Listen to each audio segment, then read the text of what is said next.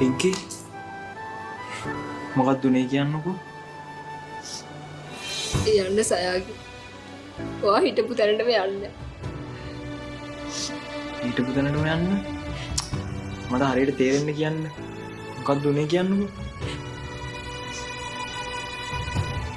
කුන් නොදන්න බබෙක් වගේ හැසිරෙන්න එපා සයාගේ ඔයා.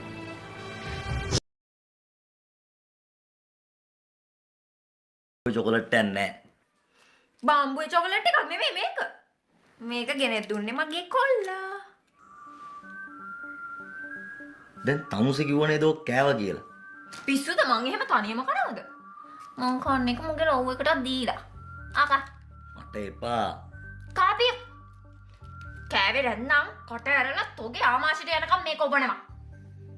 කන්න බන. මේ තමුසේ ඉස්සෙල්ලම තනරේ බෙල්ල වල දාගන්න හදනවා. එහෙම කොහොමද කසාදයක් බැඳලා ඉඳිද්දි බෙල්ල වල දාගන්නේ? මං අරගෙන ගානකොට අරුවට පුදුම අමාරුවක් තිබ්බේ. ගමේ කෙල්ලත් එක්ක ඉන්නවනම් ගමේ කෙල්ලත් එක්ක ඉන්න ඕනේ නැත්නම් මගෙත් එක්ක ඉන්න ඕනේ. එහෙම ගෑනු දෙන්නෙක් එක්ක එකට ජීවත් වෙන්න බෑනේ. මගෙත් එක්ක ඉන්න ඕනේ හරිනම්. එයාට කියනකො දාදී මොනවා හරි කරන්නකො මං නම් දැන් මේක